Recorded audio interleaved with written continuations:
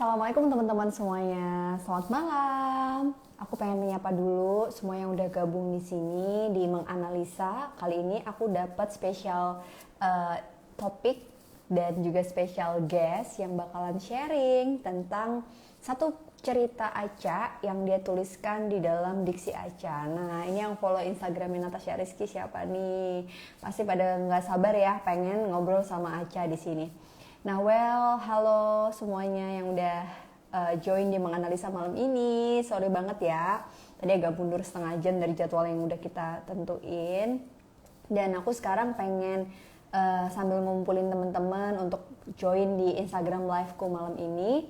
Aku pengen ngobrol dulu nih, kenapa aku mengangkat tema ini barengan sama Aca. Jadi gini teman-teman, aku tuh ngerasa nggak semua orang tuh bisa punya kemampuan untuk bercerita ke orang lain kalau lagi dapet masalah, ya kan? Nih ada yang dari England, hai Mbak Noe, ini temen aku di London, terus ada Mas Patra dari Bali, dan juga tadi banyak banget ya dari seluruh Indonesia, bahkan di UK juga join di sini. Nah teman-teman semuanya, aku tuh ngerasa bener nggak sih, setuju nggak sih kalau lagi dapet masalah tuh kita tuh kadang-kadang suka susah untuk cerita ke orang lain. Padahal kalau kita itu ada masalah dan kita endapkan dari setiap masalah itu, efeknya itu akan jadi sesuatu kayak gunung es yang tiba-tiba di dalam permukaan tahu-tahu meledak kalau kita ketemu sama trigger atau pemicu yang serupa. Ya nggak? Sering nggak sih teman-teman ngerasa kayak, kok aku tuh ngerasa masalah ini tuh ngebikin aku jadi kayak inget sama lukaku yang di masa lalu ya. Misalnya, kenapa aku jadi inget ketika aku dibohongin atau dijahatin sama orang yang aku sayangin, kenapa aku inget sama momen ketika mama aku dijahatin sama orang yang disayangin sama mamaku ya di depan mataku atau aku masih kecil misalnya. Atau mungkin luka-luka yang kita temukan ketika kita di masa sekolah atau dari keluarga gitu kan. Nah kadang-kadang setiap orang tuh punya trauma yang pernah aku bahas juga sama Mas Aji Santoso waktu itu, dan setiap orang tuh punya luka, setiap orang juga punya momen dia kehilangan, kesedihan. Kayaknya nggak mungkin deh hidup kita tuh semulus aspal yang baru dibikin gitu kan. Lama-kelamaan kita juga akan menghadapi beberapa ujian, tantangan. Nah itu gimana sih cara kita menghadapinya? Menerima dan berproses pelan-pelan sambil mengakui bahwa kita memang sedang tidak baik-baik saja adalah cara kita untuk bisa berdamai sama semua situasi teman-teman. Nah sekarang ada sahabat aku Natasha Rizky yang pasti udah gak sabar nih buat aku invite dia. Aku bakalan ngajak Aca untuk bercerita. Dia kan punya diksi Aca nih ya. Terus aku pengen ngajak dia bahwa bener gak sih kalau dari sebuah penelitian terapi menulis atau writing therapy ini bisa membantu kita menyembuhkan luka-luka seperti trauma, terus apalagi ya, loss, kehilangan, dan juga mungkin illness mungkin ya. Jadi aku ngerasa ini temanya bagus banget. Aku pengen invite teman-teman semuanya. Wow, udah 300 orang yang nggak sabar ya, pasti pengen nungguin Natasha Rizky di sini ya. Oke, aku bakalan invite Aca. Ini temanya aku pin dulu teman-teman yang udah join. Aku ingetin buat kalian yang pengen nanya, nanti aku kasih kolom box di sini. Silahkan kalian ini ya langsung kasih pertanyaannya di sini. Dulu wifi, aku cek dulu. Oke, suaraku jelas, aman. Aku nggak pengen nanti semoga ini ya namanya juga halangan pasti akan selalu ada, tapi aku cek dulu suaraku aman ya teman-teman ya. Oke, aman, suaraku aman, gambar jelas, dan sekarang aku invite Natasha Rizky. Wow, udah gak sabar nih ada Aca. Natasha Rizky yang pasti udah gak perlu dikenalin lagi siapa kan Natasha Rizky. Aku kenal dia tuh karena sama-sama di Wardah. Hai Aca. Kak, assalamualaikum. Assalamualaikum. Waalaikumsalam Aca, apa kabar Ca? Baik Kak, alhamdulillah. Alhamdulillah, aku seneng banget loh Aca mau ngobrol di Instagram live aku di sini Ca. Loh, Aca lebih seneng lagi karena udah lama banget nggak ketemu sama Kak Ica. Terakhir itu kita ketemu di Jogja ya Kak ya? Iya iya benar. Jadi Aca ini teman-teman dia tuh manggil aku dengan panggilan sayangnya Ica. Padahal sebenarnya mungkin orang-orang lebih banyak kenal sama Ana gitu ya. Tapi mungkin karena Aca jadi mungkin biar biar gampang Aca dan Ica kali ya. Iya, itu kayaknya Aca doang deh Kak yang manggil kakak Ica. Iya iya benar. Aduh lucu banget sih Ca. Kamu kan lagi sibuk apa nih Ca sekarang? Kayaknya walaupun pandemi kemarin di rumah aja tapi tetap produktif ya. Bikin podcast juga Aca. Nanti kita bakalan collabs juga di podcastnya Aca. Terus Insya Allah. apa aja nih Ca? Bisnis lancar, apalagi kesibukan Aca dan diksi Aca tentunya ya. Boleh ceritain Ca sibuk ngapain aja sekarang? Iya, alhamdulillah masih ngurus keluarga pastinya, masih jadi seorang istri, seorang ibu. Terus paling sekarang lagi ribet ini sih Kak, tiba-tiba jadi sekarang kan jadi entrepreneur nih. Jadi sibuk Yes. ngurusin kafe. Terus Islam itu indahnya juga lagi off dulu. Jadi lebih fokus ke kafe sih Kak sekarang, sama Au Cerita juga masih. Dan sekarang lagi sibuk SFH anak-anak. Jadi Yes, bener wah, banget tuh. Dilema ibu-ibu ya tiap pagi ya. pasti. Dan bukan drama lagi, kadang udah senewan. Kadang-kadang emaknya yang lebih ini, lebih apa stres daripada anaknya yang Aduh banget sekolah ya. Kak, banget. Iya, Kayak gitu iya, sih. iya. Aduh, Aca ini seneng banget banyak loh fans kamu yang emang sengaja nungguin Instagram live kita malam Aduh, ini. Masya Allah. Iya, Makasih Aca. loh. Sama ini sih Kak, aku sekarang lagi senang-senangnya nulis di platform terbaru aku, Diksi Aca. Sebenarnya nggak baru sih, cuman udah September ini insya Allah, pertengahan September ini insya Allah itu udah setahun Diksi Aca itu. Jadi awalnya itu emang di September tahun lalu, dan sekarang alhamdulillah akhir September nanti setahun berjalan. Jadi aku lagi senang-senangnya nulis Nulis di ya. media Diksi Aca itu. Iya, itu aku pengen tahu deh soal diksi Aca. Sebenarnya kan tema malam ini tuh terapi menulis ya, writing terapi. Jadi banyak nih Aca orang yang nggak gampang cerita sama orang lain, nggak gampang untuk curhat dan percaya gitu. Terus ke psikolog juga nggak mudah, kadang-kadang ada yang cocok, ada yang nggak cocok gitu. Ya. Tapi menulis ini ada beberapa penelitian di psikologi tuh bisa meningkatkan mood kita, menurunkan tingkat depresi, bahkan membantu kita menyembuhkan dari trauma gitu. Boleh tahu nggak sih kalau Aca sendiri kenapa waktu itu bikin diksi Aca? Iya, jadi emang sebelumnya, emang waktu zaman SMP tuh Aca emang udah suka nulis, Kak. Tapi Aca tuh belum berani untuk mempublikasikan tulisan Aca ini gitu. Jadi benar-benar hanya untuk diri Aca sendiri gitu. Nah, ketika tahun lalu ya, pas September itu, jadi Aca waktu itu kan kebetulan partner Aca tuh part of kopi kalian gitu Kak. Jadi sesama, pokoknya lagi pas baru-baru mau bikin-bikin kafe, kebetulan temen aku ini salah satu owner kopi kalian juga. Jadi kopi kalian itu lagi bikin exhibition. Oke. Nah, karena dia tahu Aca bisa nulis, akhirnya nggak tahu kenapa dia pengen banget ngegali supaya karya Aca itu berkembang gitu. Dan itulah pertama kali Aca berani mempublikasikan karya Aca, karya tulisan Aca ya.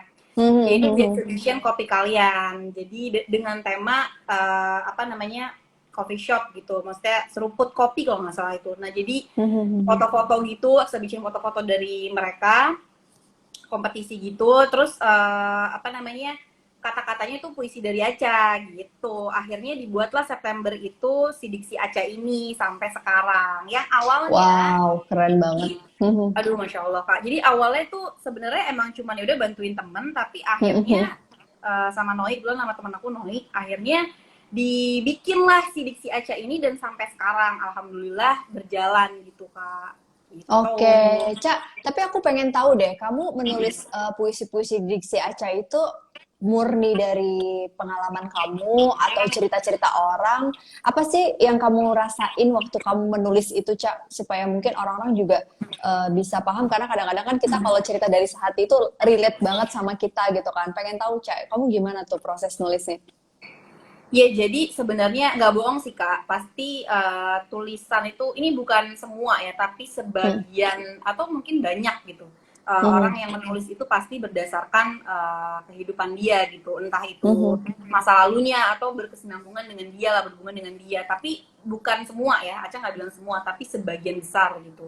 Nah, Aca pun juga kayak gitu, dan ada sampai ada di titik dimana kebetulan kan Diksi Aca juga ada yang megang kan Kak, ada adminnya juga gitu. Ada yang memforsir, ada mengkurasi juga gitu. Jadi sampai temen Aca ini tuh mengkurasi puisi-puisi Aca yang nggak layak tayang. Karena iya, jadi puisi-puisi lama Aceh itu kan masih ada nih di dokumen file kan. Jadi kamu mulai nulis puisi sejak kapan, Cak? Dari SMP kelas 2 deh, Kak, kalau nggak salah. SMP kelas 2. Wow. Jadi Aceh tuh dulu SMP kelas 2 itu tuh bener-bener apa ya, anak-anak apa remaja yang pengen punya image puitis banget. Jadi dulu tuh aku sering banget sendirian ke coffee shop gitu, cuman apa ngetik doang, nulis doang di laptop dan gak mau diganggu siapapun, yang kayak gitu-gitu. Nah sampai akhirnya di semenjak si Diksi Aceh ini ada, temen Aca pun harus mengkurasi karena memang ada beberapa puisi yang tidak layak tayang yang isinya semuanya tentang ya itu kekesalan, entah kekesalan Aca, entah ya udah apa aja yang Aca sebutin di situ gitu. Walaupun mungkin berbentuk diksi ya, tapi kan tetap aja maknanya kan bisa orang ambigu gitu, nggak semua orang memahami persepsi itu kan beda-beda, takutnya malah jadi bumerang juga gitu. Jadi dan maksudnya Aca kepengen di sini sama teman Aceh ini juga bahwa si Diksi Aceh ini jangan sampai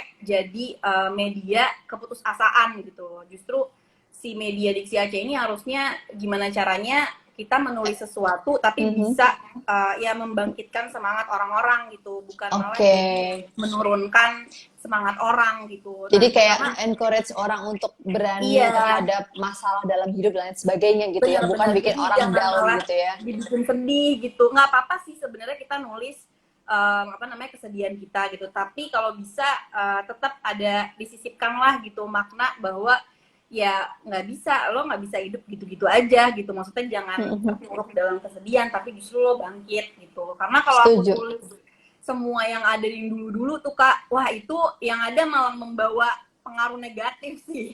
Jadi ada banyak banget yang gak layak tayang, sebenarnya sedih sih. Aduh nih ngapain, padahal ini keren banget menurut gue, tapi wah janganlah, maksudnya aku gak boleh egois gitu. Jadi gitu sih, karena ketika kita udah mempublikasikan karya kita ya karya kita itu udah bukan milik kita sendiri gitu, tapi buat orang banyak kan. Jadi kita nggak bisa enak itu gitu. Betul. Ca, tapi aku tuh ngelihat ini juga proses pendewasaan juga ya. Pasti kamu baca tulisan kamu waktu zaman SMP sampai zaman kamu sekarang sudah punya 2 anak tuh beda banget gak sih tulisan kamu? Kak, aduh malu.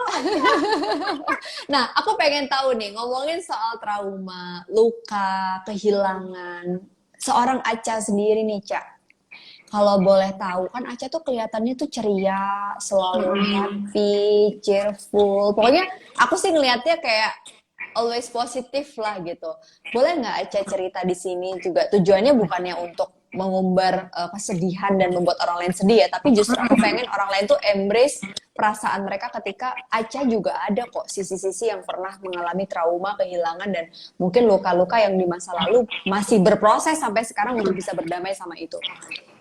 Ya ada sih Kak pasti, maksudnya mungkin menurut Aca kayak setiap manusia pasti ada lah ya pernah mengalami itu gitu, maksudnya tapi sekarang alhamdulillah dengan ya berproses sih, kata Kak Ica benar banget, maksudnya dengan pendewasaan diri kan mau nggak mau bukan jadi keterpaksaan ya, tapi mau nggak mau ya ketika status Aca berubah gitu, ketika kehidupan Aca berubah, lingkungan Aca berubah, akhirnya proses pendewasaan diri itu pun akhirnya berproses dengan sendirinya gitu loh, yang sampai akhirnya ya sebenarnya apa-apa emang bener sih Kak, kita tuh ketika menjalani hidup, ketika melewati segala ujian terutama dalam kehidupan ini ya memang butuh ilmu gitu dalam apapun gitu, karena kalau kita nggak ada ilmunya ya pasti kesabaran dan pertolongan Allah itu ya nggak akan ada gitu, karena kitanya juga nggak tahu kan, nggak ngerti ilmunya. Jadi mungkin kalau kita dapat ujian, dapat masalah, dan mungkin yang tadi kata Kak Ica belum bisa memaafkan masa lalu lah atau kehilangan, ya kalau kita nggak ada ilmunya ya pasti kita ya terobos aja terus, mungkin terpuruk terus kali, akhirnya ngerasa kayaknya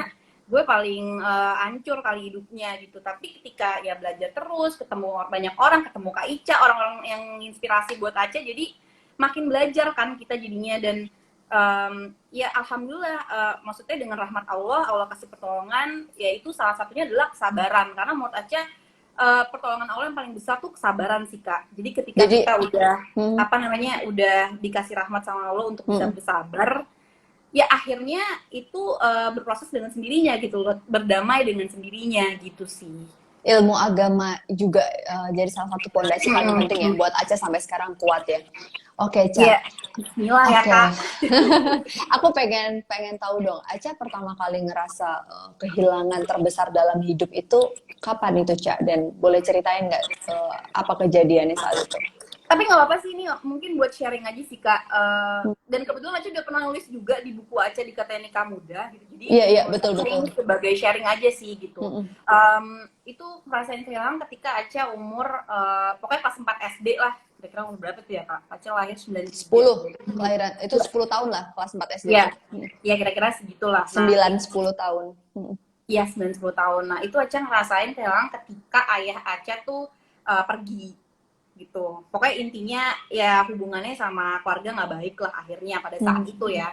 Akhirnya Mm. papa aku memilih untuk pergi, untuk ketemu sama perempuan lain lagi gitu ya. Ini sharing aja Mm. sih, dan itu ada kok di buku aku. Jadi ya itu sih pertama kalinya aku ngerasain kehilangan gitu. Cuman Kelas 4 SD itu ya. iya pas 4 SD itu, dan aku harus Mm. berjuang sendiri kan sama mama juga. Mm. Mm. Gimana caranya sampai aku SMA sih, sampai sekarang sih sebenarnya. Maksudnya sebelum aku nikah ya, ini nggak Mm. ngomongin nikah. Jadi konteksnya ketika masa kehilangan itu ditambah lagi kan waktu itu kan ekonomi aja kan juga ya berjuang banget gitu gimana. Dan Masya sampai Allah. mama Mm. dulu tuh sampai mama bilang sama Aca bahwa Cak, ini kalau bukan kamu yang mau ngerubah nasib, siapa lagi gitu, kata mama gitu. Karena ini bukan buat mami loh gitu, tapi ini buat Mm. Aca sendiri. Kalau Aca emang mau hidup Aca gini-gini aja ya silahkan gitu. Kalau mau Mm. terpuruk dalam apa Mm. namanya kesedihan ini ya silahkan gitu. Tapi kalau Mm. misalnya mau bangkit, mau merubah nasib, ikhtiar, ya ayo, yuk mami temenin gitu. Nah itu sih yang Aca nggak akan pernah lupa karena mami masya Allah sih kak, buat Aca dari dulu dari lahir deh sampai ya, di titik terendah itu tuh di kelas 4 SD sampai sekarang Aca punya anak 3, mami tuh selalu ada, masya Allah. Jadi ya itu sih yang Aca nggak pernah bisa lupa. Itu pertama kalinya Aca ngerasain kehilangan gitu. Yang sampai akhirnya, aduh gue nggak mau nangis sih. Tapi intinya kalau inget dulu, zaman-zaman Aca pokoknya susah banget gitu. Makanya ini sih, ini mungkin bisa jadi apa namanya pelajaran juga Pelajaran ya. bahwa Mm. jangan sampai orang-orang tuh melihat siapapun ya, entah itu tokoh Mm. atau sosok siapapun yang ketika melihat Suksesnya, sukses atau berhasilnya. apa gitu. Mm. Maksudnya kita harus melihat sebuah prosesnya gitu, bahwa setiap Mm. orang ini, maksudnya sebagian yang ada di posting di yang ada di sosial media seseorang itu adalah hanya sebagian kecil gitu, nggak semuanya mereka perlihatkan. Jadi Setuju. semuanya pasti Mm. mereka punya proses, mereka punya ujian sesuai porsinya masing-masing, dan Aca mengalami itu gitu loh. Jadi nggak mungkin Aca couple goals mulu, Aca nggak mungkin kehidupan Aca ya bahagia mulu, Semulus itu gitu. itu impossible sih kak gitu. Makanya Mm. itu sih maksudnya pelajarannya adalah ketika Aca dulu inget banget, Aca tuh nggak ada mobil kan dulu, jadi nah ini Mm.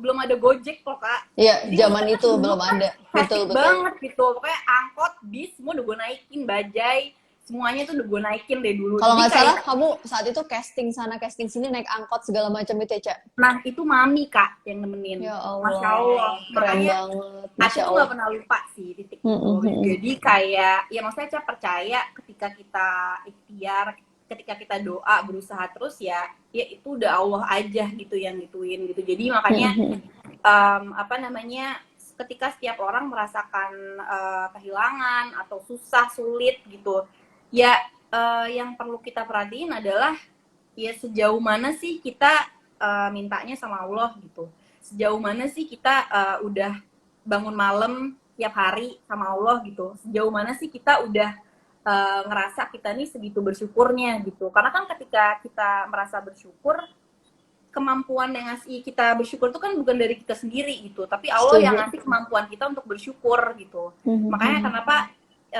ya maksudnya di sini aja sama sekali nggak ada menggurui atau apapun, karena aja udah ngelewatin itu sih. Jadi lebih sharing, berbagi, ya maksudnya jangan ada kata putus asa gitu. Karena wah guys, dulu aku berdarah-darah sih dulu, kalau aku inget dulu tuh aku sampai sampai sering banget Kak suka cekcok sama mami aku. Aduh kalau inget dulu sedih sih. Pokoknya ada kan cekcok, berantem dikit segala macam.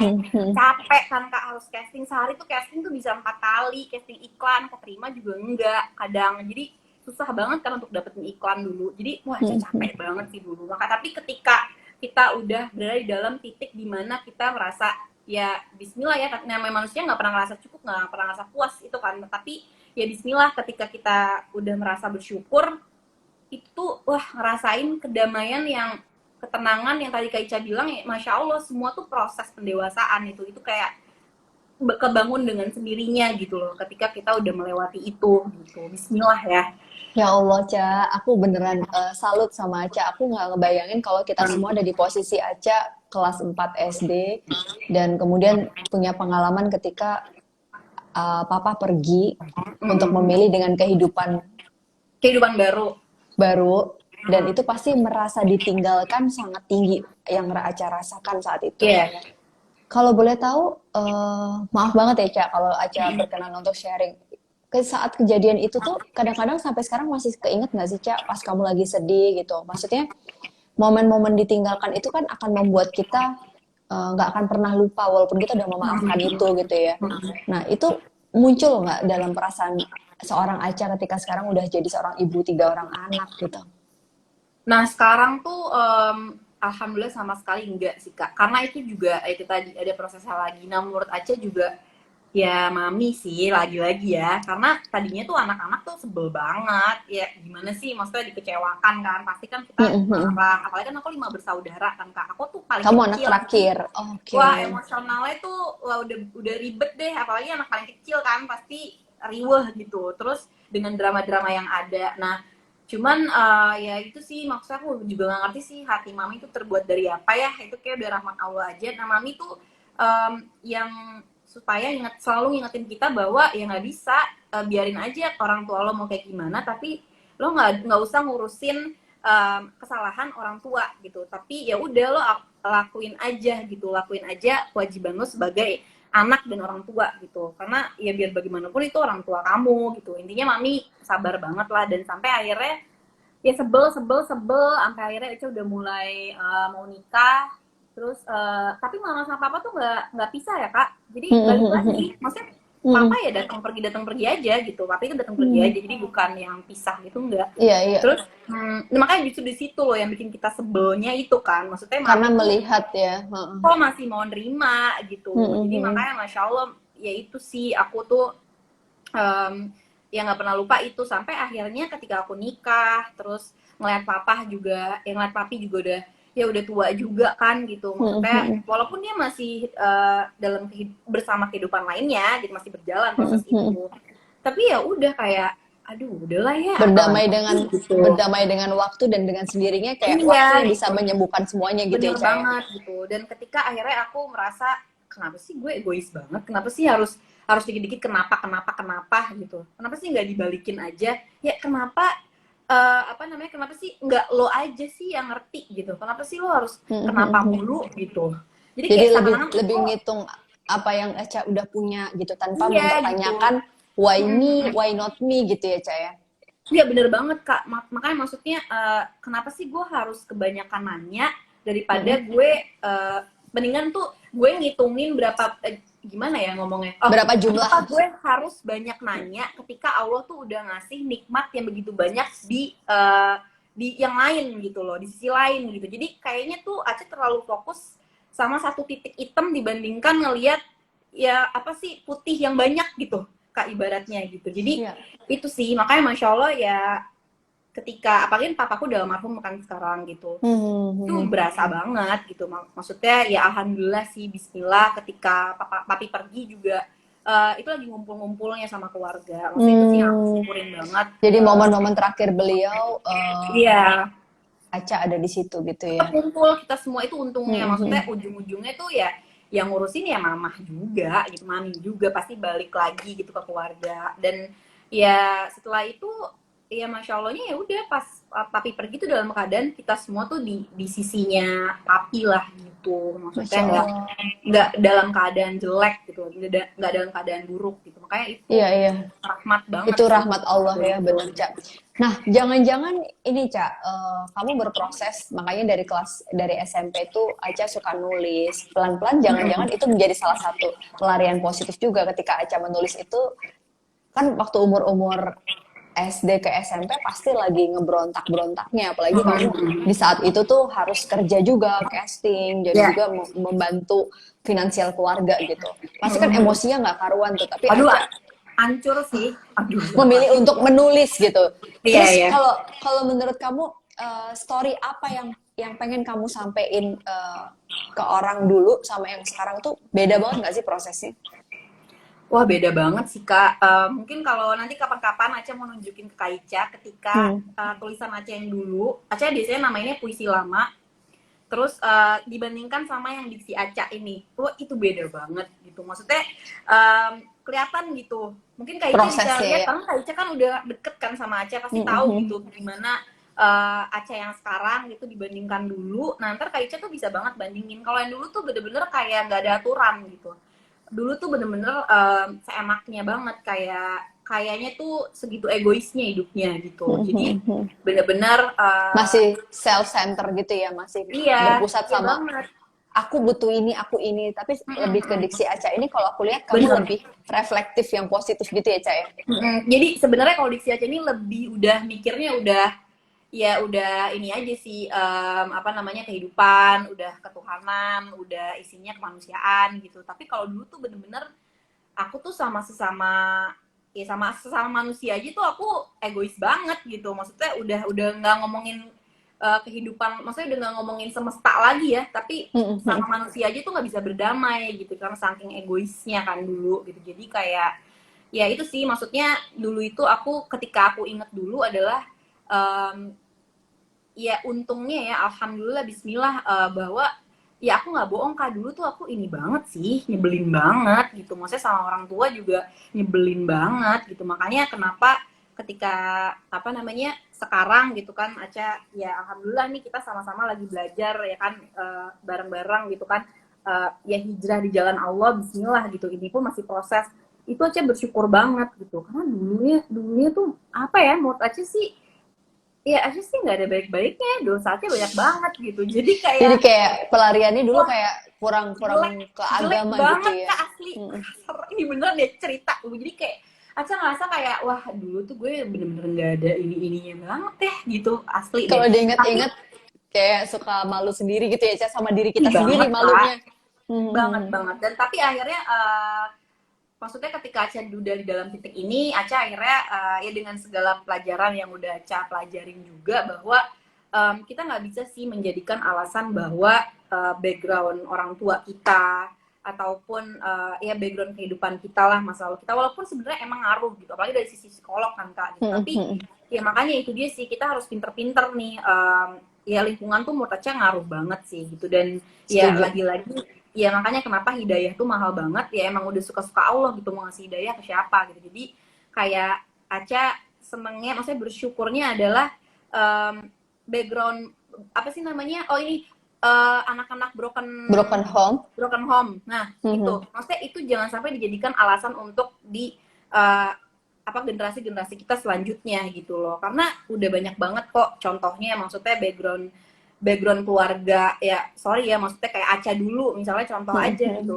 jangan jadikan itu sebagai alasan bahwa kita pun akan ikut kayak gitu loh. Nah ini Gitu. poinnya nih, Nah Ca. itu loh, itu sih kak poinnya, maksudnya jangan sampai Setuju.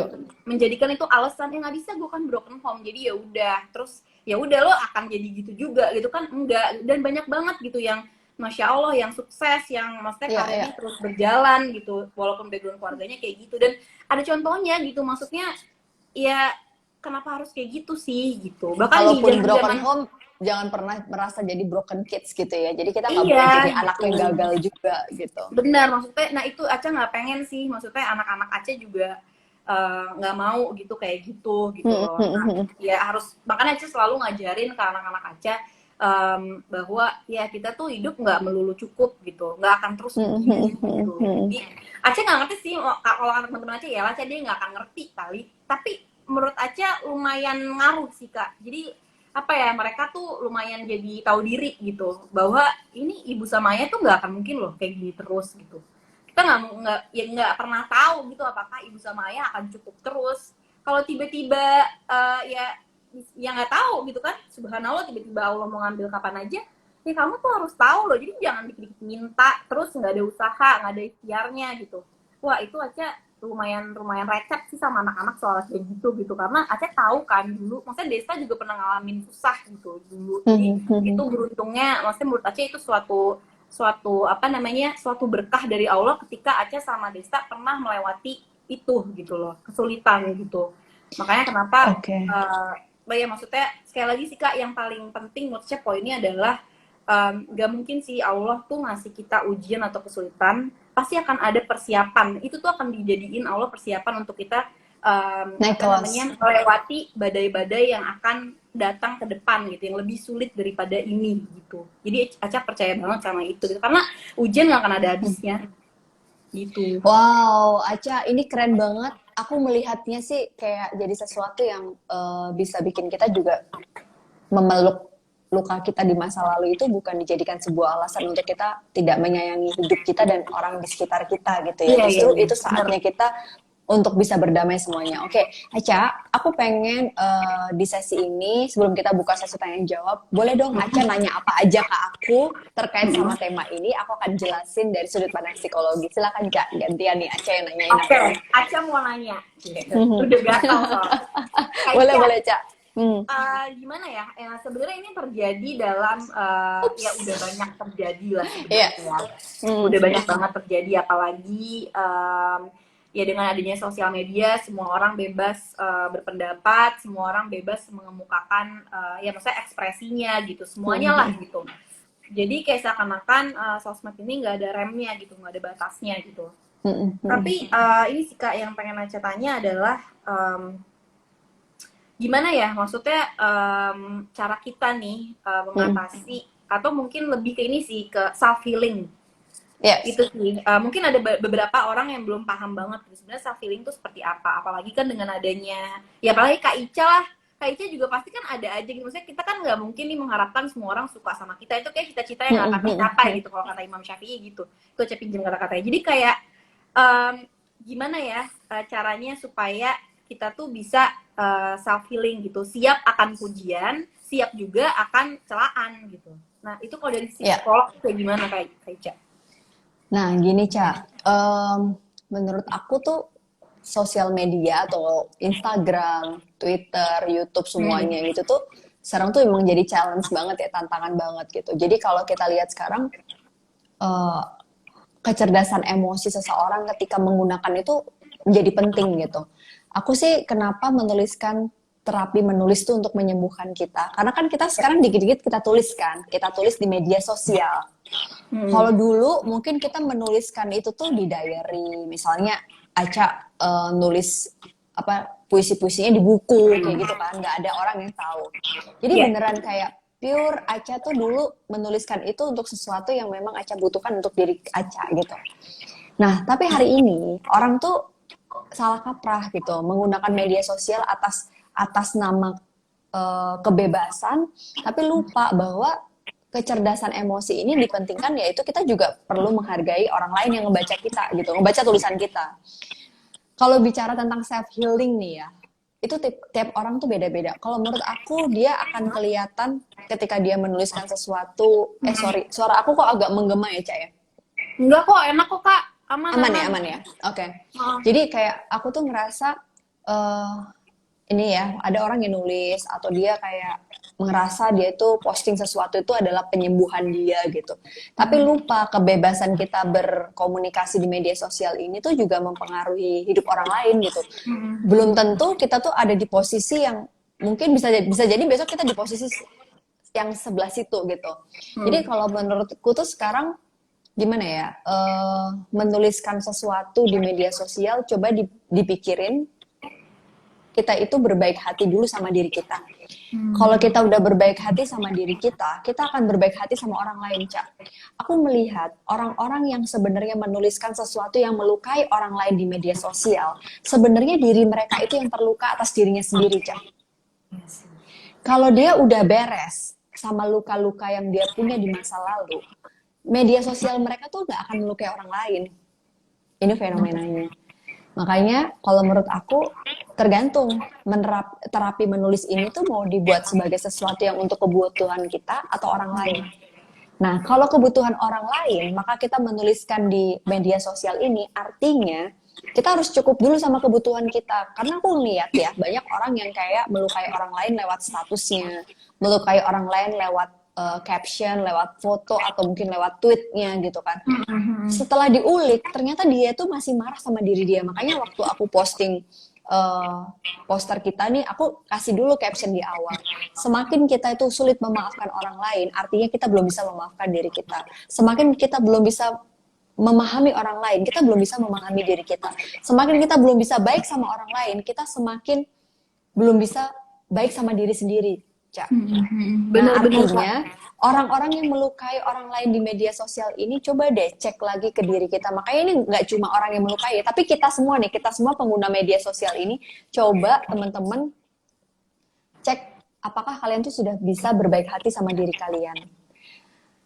Ada 3 poin sih Ca yang kita empat level ketika kita itu sedang ada dalam masalah. Misalnya Aca tadi cerita waktu Aca ditinggalkan oleh sosok ayah, waktu itu sempat ditinggalkan walaupun ayah datang lagi. Saat itu kan ngerasa kayak gue tuh kasihan banget sih gitu kan.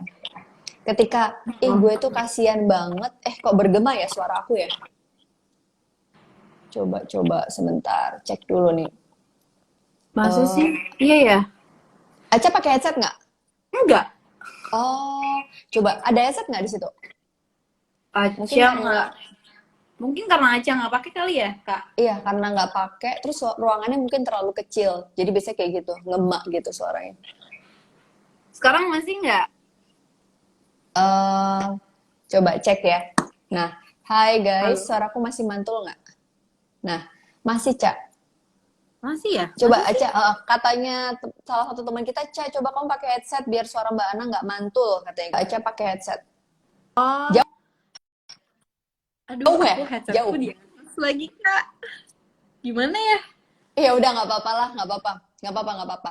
Pakai speaker nggak sih, Ca? Kamu pakai speaker nggak? Enggak. Atau mungkin aku kegedean kali ini enggak. Suara Kak Ana. Oh iya, coba. Iya, oke, boleh. Nah, udah nggak, aman. Nah, aku balikin ya. Jadi gini nih teman-teman, intinya kalau kalian ngelihat kayak ada sebuah akun atau teman kalian yang sukanya tuh melukai orang lain di media sosial, coba dicek dulu apakah dia ada luka dalam diri dia. Karena gini, kalau kita ngomongin tentang berbaik hati sama diri kita, itu adalah salah satu cara kita untuk bisa berbaik hati sama orang lain. Berbaik hati dalam psikologi itu disebut dengan self compassion, Cak. Self compassion ini aku sempat posting nih sebelumnya. Jadi ada 4 level nih. Misalnya Aca ketika ditinggalin sama sosok ayah waktu itu, sempat ditinggalkan oleh sosok almarhum ayah. Walaupun ayah kembali lagi dan alhamdulillah ya happy ending banget, itu rahmat Allah yang bikin keluarga kalian kumpul lagi. Tapi saat ayah Aca meninggalkan dan waktu itu Aca masih SD, itu mungkin Aca ada di level marah terbesar itu, terus kemudian memaafkan, itu butuh proses loh sampai sekarang bisa kayak gini. Proses pertama ketika kita belajar berbaik hati sama diri kita itu nggak cuma proses 1 hari belajar, Cak, tapi mungkin puluhan tahun, mungkin seumur hidup kita gitu. Biasanya orang kalau lagi terluka, dia pada level yang dia tuh pity dulu, kasihan dulu sama diri dia.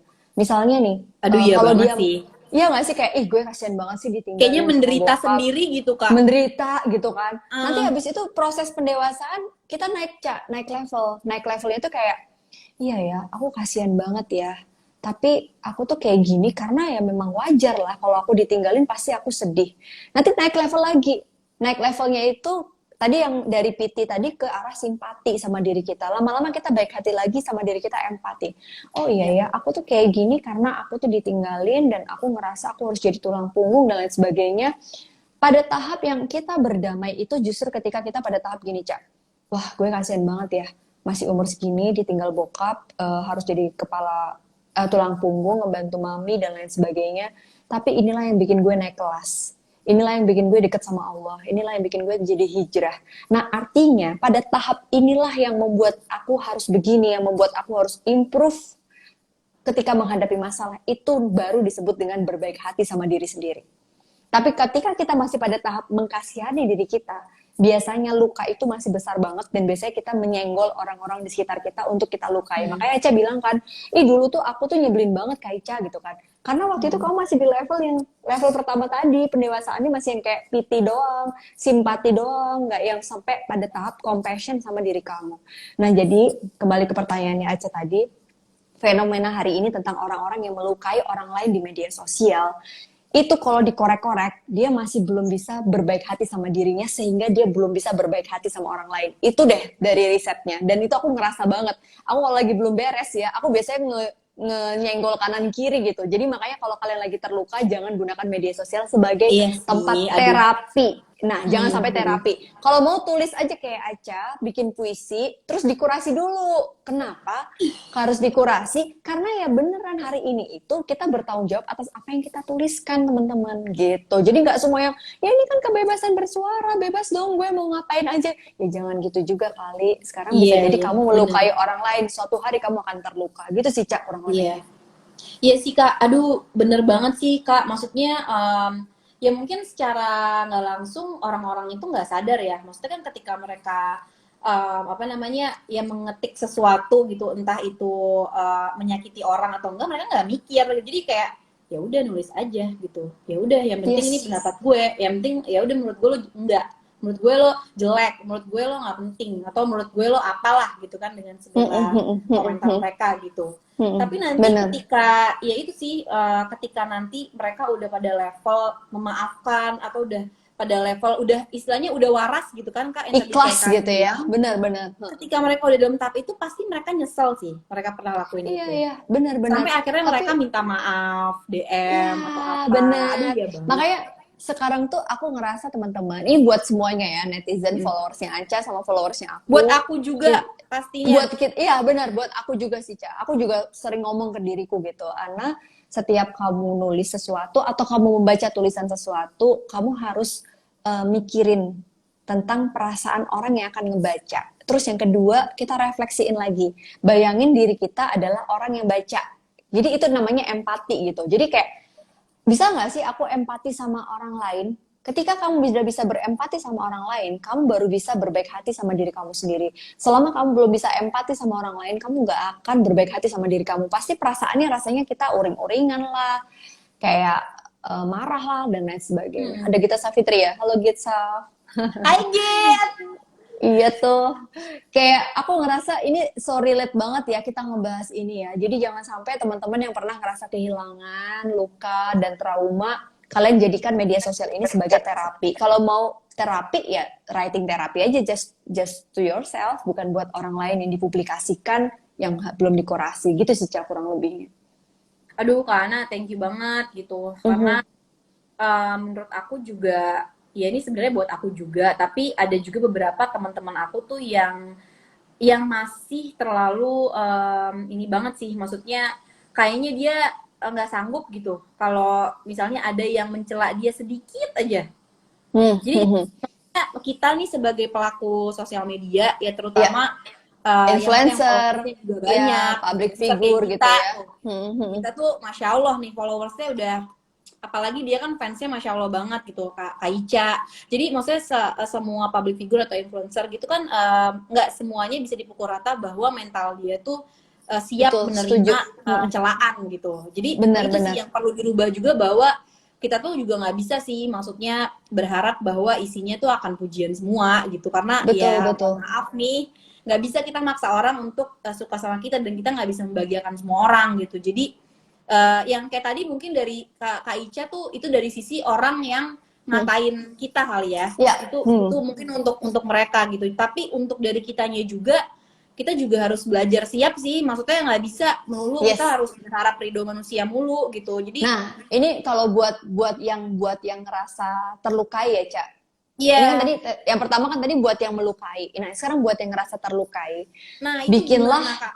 Nah, ini dia. Ini bikinlah benteng pertahanan gitu ya, yang memang bisa kita ciptakan untuk diri kita. Aku kemarin aku tuh sempat DM-an sama Gitsaf juga sih. Gita, akhirnya aku bikin YouTube kayak gitu kan. Aku akhirnya bikin YouTube. Akhirnya.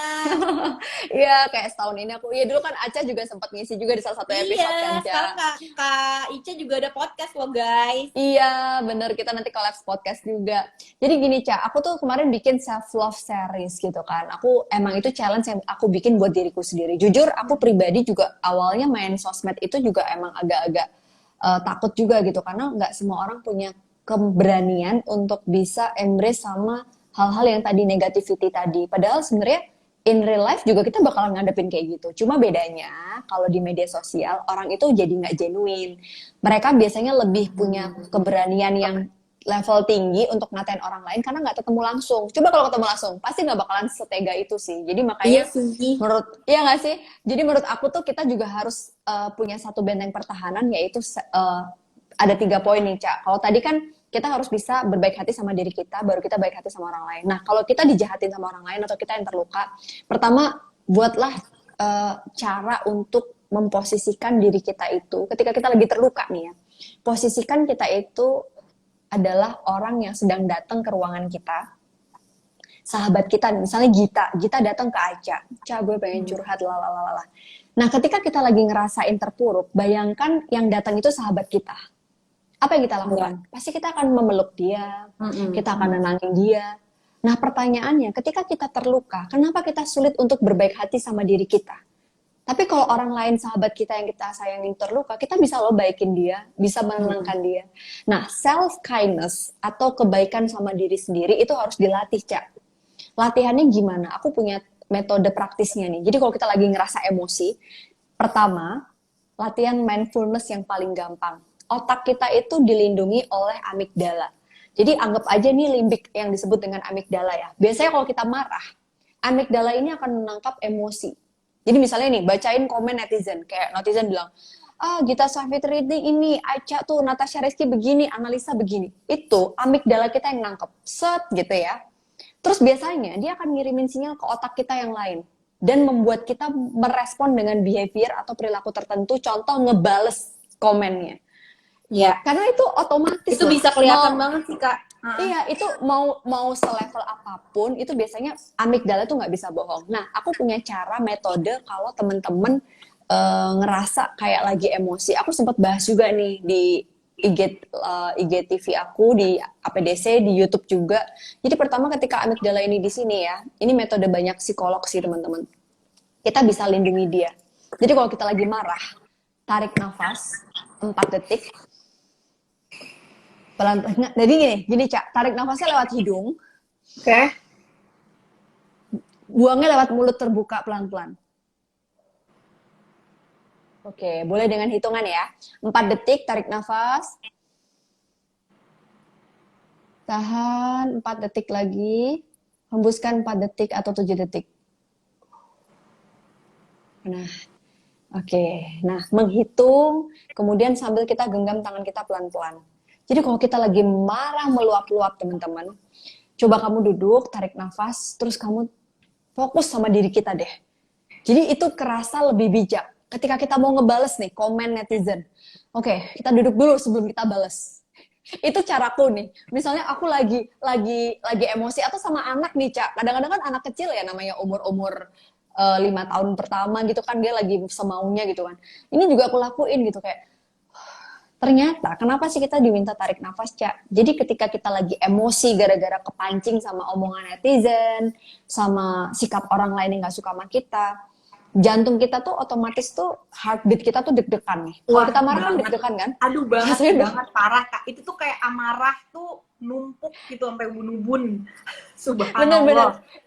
Itu tuh otomatis, Cak, mau manusia darah merah, darah biru, darah hijau, semua manusia tuh pasti heartbeat dia atau detak jantung dia itu naik ketika dia lagi marah.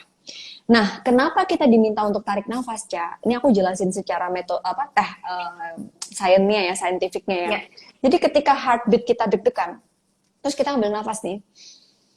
Ternyata oksigen ini yang dibutuhkan oleh tubuh kita.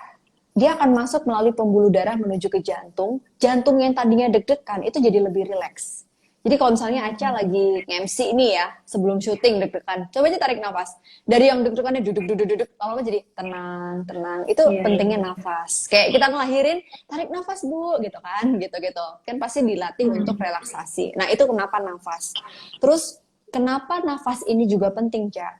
Jadi ketika heartbeat kita yang tadinya kencang, kita supply oksigen, ternyata tubuh kita itu memproduksi 4 hormon positif yang aku tadi sempat share ke Aca. Oh, Ada masya Allah. serotonin, ada dopamin, ada endorfin, ada oksitosin. 4 hormon ini adalah kekuatan manusia untuk selalu positif dan ini sifatnya fisiologis. Dan 4 hormon ini selain diciptakan dengan nafas, ini salah satunya olahraga nih. Aca kalau habis olahraga kan deg-degan, terus kamu pendinginan tarik nafas tuh. Nah ini Iya, bagus iya, Kak. banget. Ini yang bikin regenerasi sel-sel tubuh kita, terus bikin kita happy, terus serotonin ini juga dihasilkan ketika kita mencapai prestasi. Misalnya Acap bikin kafe, terus kemudian sukses, Acap bikin film, Masya sukses, Allah. Acap nulis buku, sukses. Itu tuh menaikkan serotonin. Kita punya self-fulfilling terhadap pencapaian kita. Nah, itulah yang ngebikin orang happy. Makanya orang kalau nggak punya aktualisasi diri, biasanya dia rentan depresi, biasanya dia jadi sering mengganggu hidup orang lain. Gitu sih, Ca. Jadi, Benar. hormon-hormon ini ditingkatkan untuk kita punya social insting yang bagus sama orang lain. Boleh ambil air wudhu, boleh zikir, gitu-gitu salah satu Ya, aduh itu pendekatan ngaruh spiritual banget. juga. Heeh, Ya, bener itu sih, sih Kak. Cak kurang lebih Cak jawabannya. Nggak tahu, semoga bermanfaat ya Cak. Aduh, bermanfaat banget, Kak. Karena itu yang kita rasakan kayak semua orang lah. Maksudnya ini tidak diperuntukkan hanya untuk public figure dan influencer aja loh, tapi ya buat Setuju. kita semua gitu. Karena ini kan terjadi dalam ruang lingkup yang berbeda-beda, tapi sebenarnya sama gitu menurut aku porsinya. Maksudnya semua orang tuh pasti ada yang namanya berbeda pendapat gitu, dan itu bukan terjadi maksudnya di bidang entertainment aja gitu, tapi di Tapi semuanya semua gitu. elemen kehidupan Iya, gitu kan makanya sekarang. Setuju bener Cak. banget gitu. Jadi menurut aku ini kiat-kiat yang bermanfaat banget. Jadi teman-teman ini nanti di save tuh pada semua yang Iya, minta di di save save nih, di karena IGTV dan kita tips-tips bakalan dari Kak bahas Ana nih dapat kita semua soalnya. bakalan bahas ulang juga di podcast Aca di mana Cak podcastnya bisa langsung download podcast kamu dan subscribe Nanti Natasha iya, Rizky nanti ya. coming soon nih. Ini jadi mau ada Oke. pertanyaan, Kak? Ya, oke kita buka ya. Wah, mohon maaf pemirsa udah hampir 21 pertanyaan nih. Oke, nah ini dia. Nih tadi udah kita jawab ya teman-teman. Kak, gimana caranya healing ketika dibenci orang lain? Udah kita kasih tips ya tadi ya, Ca ya. Udah, Berarti tadi sudah udah. terjawab. Oke, mungkin teman-teman ini Nanti nih. bisa Nah, ini dia. ngeliat save-nya nanti IG Ya, live-nya. betul-betul. Apakah trauma bisa termanifestasi sebagai orang yang suka marah-marah? Nah ini Cak, kalau Aca sendiri kan tadi cerita ketika kamu punya trauma, emang sempat kamu kayak emosinya meledak-ledak dan lain sebagainya. Tapi sekarang pada Iya, tahap yang kamu benar-benar. sudah berbaik hati dan berdamai. Gimana Cak cara ngendaliin emosinya Cak? Kalau Aca sendiri selain menulis juga salah satunya. Mungkin Aca punya tips di sini.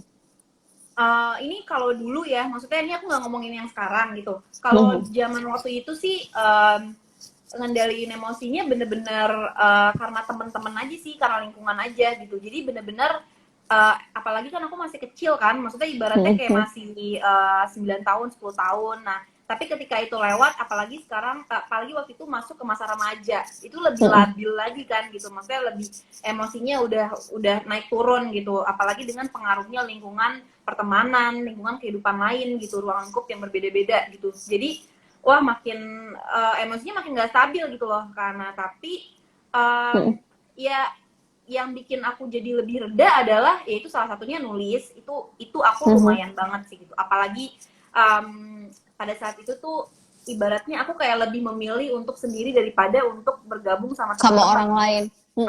pada saat itu pasti aku kayak gitu dulu. Jadi aku memilih untuk ngasih ruang untuk diri aku sendiri dulu, baru nanti aku berteman dengan maksudnya ketemu sama teman-teman aku itu pada saat dulu gitu. Karena dulu aku kayaknya udah bener-bener jauh banget ya, kayaknya sama Allah nggak inget mungkin yang dimana-mana kita kalau udah ada masalah harusnya begini kan, tapi ini ya udah ngatasin sendiri, sombong banget gitu ya, akhirnya kayak gitu.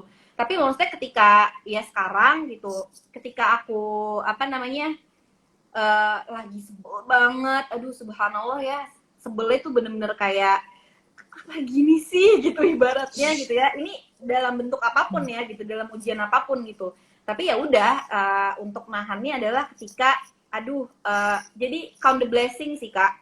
Count the blessing itu menurut Oh aku iya, benar-benar menghitung sangat-sangat nikmat dan berpengaruh gitu. rasa Di syukur luar gitu ya, Cak menulis ya. ya. Nah, di Iya, luar iya, menulis iya. gitu. Ya yang pertama pastinya istighfar lah, itu udah pasti gitu. Iya. Nangis itu udah pasti, nangis ke Allah tuh udah harus banget karena itu ngaruh banget. Dan yang ketiga aku biasanya count the blessing. Abis aku udah nangis, udah ngadu sama Allah, biasanya daripada kita jadi mempertanyakan ke Allah mulu, kan ngeluh mulu kenapa, ya udah mendingan ngadu deh, mendingan nangis aja gitu. Nah itu udah, ketika itu tenang mungkin itu mungkin sama seperti kayak lagi narik napas yang tadi Kak Ana bilang. Iya, Jadi iya, kayak betul, ngadu ke betul. Allah itu buat aku sama seperti kita tarik napas Iya, gitu. aku Itu setuju tuh, ngaruh Cak. banget. Nah ketika Iya. aku udah ngelakuin itu, baru yang ketiga aku count the blessing. Ketika udah count Jadi the menghitung blessing, syukur ya. baru better deh gitu. Tapi ya Oke, nggak bisa nah, bohong, awalnya mah iya, iya. semrawut Pasti, gitu ya. iya, iya, pasti Bener ya. banget, saya nggak bisa tiba-tiba enggak, gue nggak boleh Yang marah. nggak Aduh semudah itu itu nggak gitu. mungkin sih, jujur ya. Iya, Kalau iya, aku iya. sih nggak mungkin ya, maksudnya aku nggak mau fake. Jujur aja, ini yang aku alamin, aku pasti ada prosesnya dulu sampai akhirnya bisa menahan itu. Apalagi kalau lagi nggak enak sama suami, satu rumah pula, wow, itu udah bener-bener istighfarnya banyak banget gitu. Iya, iya, iya, Jadi benar-benar, ya Cak. kayak gitu loh Kak, maksudnya emosi sama Iya. suami itu kan maksudnya ini kan kita hidup bersama gitu, itu akan continue gitu. Nah itu sih, itu kan akan berulang terus. Jadi ya itu, lakuin hal yang konsisten sih kayak gitu. Itu dari Aca. Oke. Mungkin kalau dari Kak Ica dari sisi psikologinya Psikologis ya. nih. Aku sih pengen Gimana? membenarkan dulu apa yang Aca udah jelasin tadi. Ini secara praktisnya Aca kan cerita. Tadi pertama Aca tuh nerima dulu, nangis dulu gitu kan. Terus kemudian teman sebagai support system juga untuk bisa mendukung Aca sampai akhirnya Aca ngerasa ikhlasnya itu ketika apa ya, ibaratnya minta sama Allah, ngadu, terus kemudian menghitung rasa syukur. Jadi ada penelitian nih Ca di jurnal psikologi, Ya. Profesor Seligman dari Amerika, dia juga menuliskan, selain menuliskan terapi sebagai menulis untuk meningkatkan depresi, ternyata counting blessing itu juga salah satu caranya. Jadi aku pernah bikin riset kecil-kecilan waktu itu. Jadi gini Cak, coba Aca juga bisa lakuin, teman-teman juga bisa lakuin. Misalnya Aca lagi ngerasa desperate banget sama masalah hidup gitu ya. Terus ngerasa kayak self esteem kita itu kan terpuruk banget. Kita ngerasa kayak sebagai orang yang paling menderita banget gitu kan. Aduh banget. Coba teman-teman pikirkan yang kedua selain self kindness, modalnya adalah kita berpikir bahwa common humanity. Jadi gimana ya? Bahwa kalau orang ditinggalin tuh nggak cuma lu loh yang ngerasain sendiri, walaupun prosesnya kita sendirian, tapi everyone di dunia ini ketika dia ditinggalkan, dia tuh akan sama loh. Jadi kita nggak boleh ngerasa sendiri gitu loh, Cak. Iya, benar. Nah, itulah salah satu caranya. Jadi menghitung rasa syukur dan melihat diri kita dari helikopter, ternyata masalah kita cuma secuil ya, masalah orang kan jauh lebih banyak gitu. Itu sih mungkin kalau dari sisi psikologis, tapi udah terjawab sangat praktis banget sama penjelasannya Aca tadi. Seru banget, Ca. Ini Aca tahu nggak sih, itu Aca pernah lakuin itu sama Desta loh, berdua. Kita ngelakuin serius? itu. Jadi aku beliin Desta buku kecil. Buat aku juga, kita berdua pokoknya lagi di masa-masa yang kalau kata Desa kita sampai kapanpun kayak akan penyesuaian terus karena kita beda jauh Kak. Kita beda banget. Aku sama Desa beda berapa tahun Aca? Udah bedanya udah bukan umur aja, 16 tahun kan, tapi bener-bener beda semuanya aku sama Desta. Jadi triple kayaknya perbedaannya. Jadi makanya bener-bener kita tuh lumayan sih beberapa kali bikin ya punya buku gitu, kita tulis. Kita kalau udah blessing nih Bu, kayak udah mulai error nih gitu. Bisa kita kayak gitu, aku nulis. Terus ditukar gitu ya? Iya, tertukar. Mana sih aku lihat punya Abu gitu. Nanti aku lihat, oh gitu, oke. Nanti dia tulis juga jeleknya aku. Tuh dia banyak aku jelek gitu. Tapi ketika dihitung ya masih banyakan baiknya. Jadi makanya ya alhamdulillah, masya Allah itu ngaruh banget. Kata Kak Ica itu benar banget ngaruh. Yes, wow, Aca keren banget loh, Aca, kamu udah beneran menerapkan tips-tips psikologis gitu ya. Ini sebenarnya banyak banget yang nanya, tapi aku cuma mau pilih 3. Kalau kalian belum puas, kalian bisa tonton dari awal atau dengerin podcastnya Aca, karena sebentar lagi kita bakalan produksi untuk konten ini. Next ya, coming soon. Ini Ca, ini ada pertanyaannya nih. Oke, ini dia nih. Pertanyaan kedua berarti ya Kak? Pertanyaan kedua, yes. Kamu mau nanya dong, apakah tulisan lama yang kita sedih itu menyakitkan untuk sebaiknya dibuang? Nah, ini menarik, Cak. Kamu pernah nggak sih lihat tulisan kamu yang lama, terus kayak menyakitkan, terus kamu buang atau kamu simpan? Aduh, jangan dibuang. Aku Kenapa, simpan Cak? sampai Kenapa? sekarang. Oh ya, terus kamu Karena ngerasa menurut apa itu aku, ketika kamu baca? menurut aku nggak apa-apa selama itu kita simpan dengan rapat sih. Maksudnya jangan dibagiin gitu. Maksudnya jangan dipublikasiin.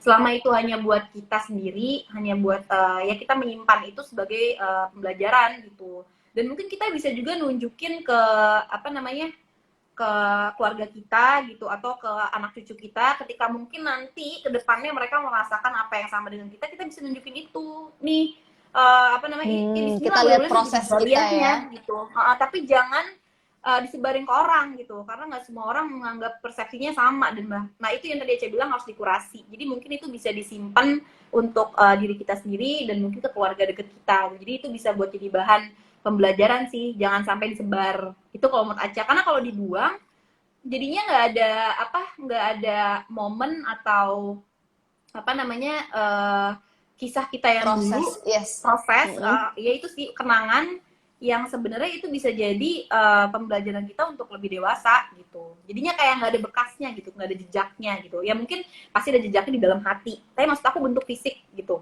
Nah itu mungkin bisa jadi apa ya?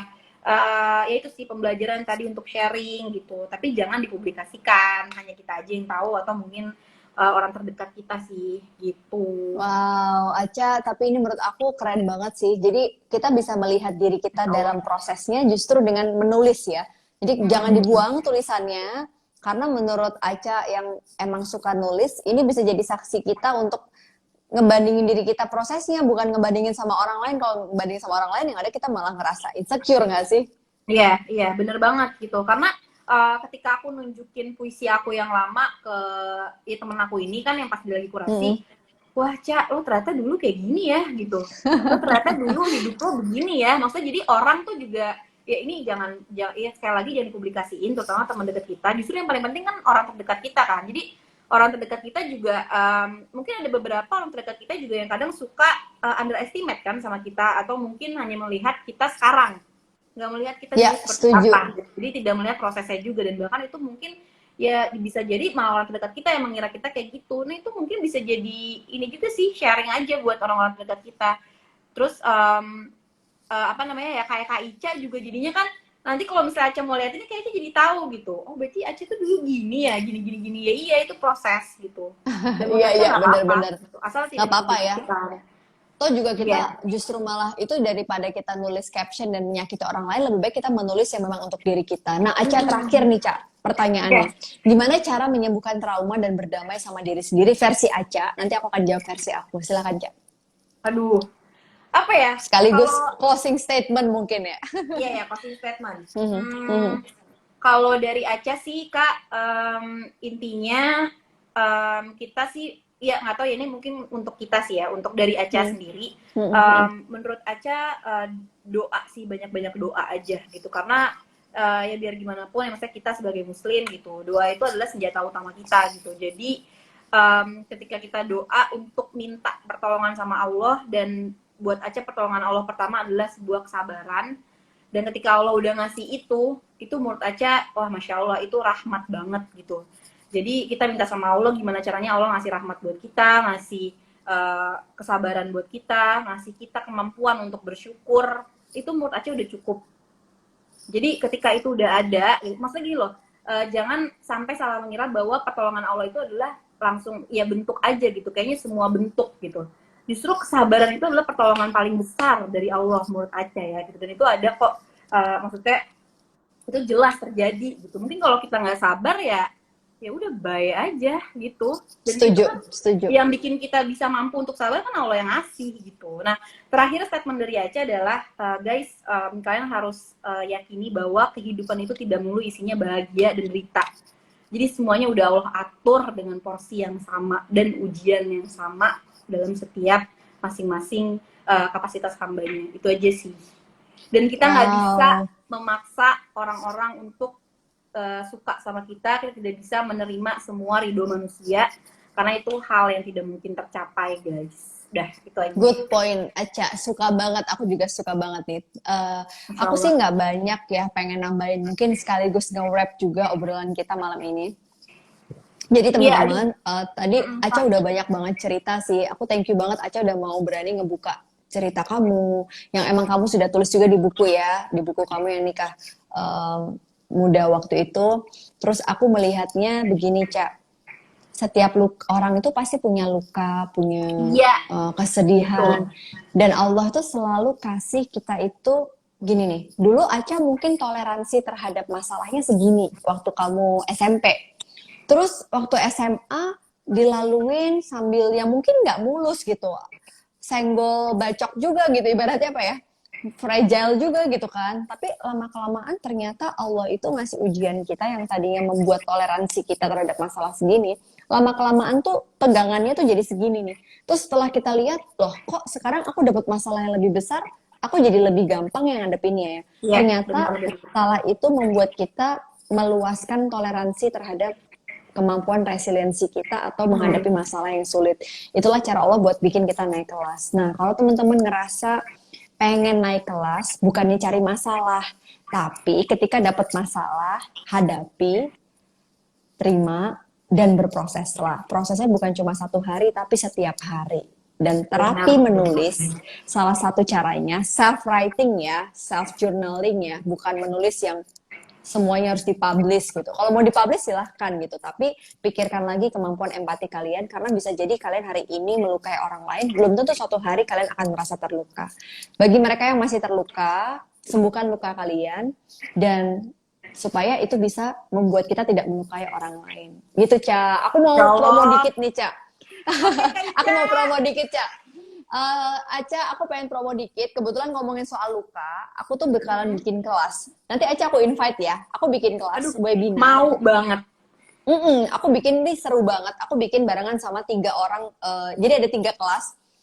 Kan sering bikin webinar nih di APDC Indonesia. Aku bikin kayak mental health service gitu di Jogja. Terus aku bikin kelas tapi online. Sesi pertama kita bakalan ngebahas tentang bagaimana sih kita memaafkan diri kita dan luka-luka kita di masa lalu. Sesi Iya. kedua, itu yang tadi materi pertama yang ngisi aku nih, Ca. Aku dari sudut pandang psikologi karena aku seorang psikolog. Terus kemudian yang kedua, aku mengajak kelas kedua itu bersama Mas Aji Santoso Mindfulness. Iya, aduh. Iya, Aku suka sesi kedua banget. barengan. Nanti aku invite ya, Ca ya. Aca ikut aja, Ah, nanti aku invite buat Aca. Terus yang kedua itu ngebahas tentang setelah kita tahu luka masa lalu kita, gimana kita melaluinya dengan cara mindfulness. Nah, di kelas sesi ketiga, kita bakalan sama psikolog Ferauli, Mbak Ferauli, Roslina Ferauli yang di cerita perempuan ya, di Trans TV ya waktu itu ya acaranya. oh, Nah, oke, oke. Mbak Vera nanti akan lebih ngebahas tentang gimana luka-luka di masa lalu kita buat menjadi satu pola yang tidak akan melukai parenting kita, reparenting. Jadi jangan sampai, kebanyakan gini Cak, banyak riset yang aku lihat atau kasus-kasus di ruangan yang terjadi di ruangan konselingku, banyak orang tua yang punya luka di masa lalu, terus kayak yang Aca bilang tadi, dia melukai masa depan anaknya, dia melukai kebahagiaan Aduh, iya banget, keluarganya. Kak. Itu makanya Itu subhanallah. yang harus kita sembuhkan, bukan hanya untuk diri kita tapi juga untuk orang-orang di sekitar kita. Nah, makanya join webinarnya. Webinarnya itu setiap hari weekend ya, setiap weekend ada 3 sesi selama bulan September dan juga awal Oktober ini. Makanya follow Instagram aku, ada APDC Indonesia juga. Nanti Aca aku invite ya, aku kasih link Zoom-nya. Kita Yeay, akan ngobrol makasih lewat Kak Zoom. Ica. Di follow ya guys. Sama-sama. Yes, aku thank you banget Aca. Abis ini kita juga bakalan ngobrol lagi di podcastnya Aca. Dan mungkin akan kita Iya. bahas lagi lebih dalam ya, Ca ya. Bener-bener Kak. Dan sekali lagi aku terima kasih banyak buat Kak Ica udah invite aku live. Aku menanti-nanti loh kapan ya Ica diajak live sama Kak Aduh, Ica. yang bener masa Ini sih? Masya Allah akhirnya bisa sharing lagi sama Kak Iya, Ica. Aku iya, udah iya, lama iya. banget gak ketemu sama Kak Ica. Dan guys, aku juga minta maaf ya kalau ada salah-salah kata. Dan itu semua yang aku omongin, itu sebenarnya bukan hanya untuk kalian, tapi sama yang berbicara, terutama ya yang berbicara ini juga itu buat aku banget penting, dan kesempurnaan hanya milik Allah, jadi yang jelek-jelek dibuang aja. Makasih banget buat Kak Ica dan teman-teman Sama-sama. semuanya. Thank you Aca. Sukses selalu buat followersnya Aca juga. Sukses buat Aca, sehat ya. Kita ketemu lagi dan aku save di IG aku. Amin. Assalamualaikum. Thank you, Ca. Waalaikumsalam warahmatullahi wabarakatuh. Nah, teman-teman semuanya, thank you banget yang udah ikutan Instagram Live. Aku barengan sama Natasha Rizky, seru banget ya. Aku dari dulu tuh kenal Aca pertama kali kayak amazed gitu.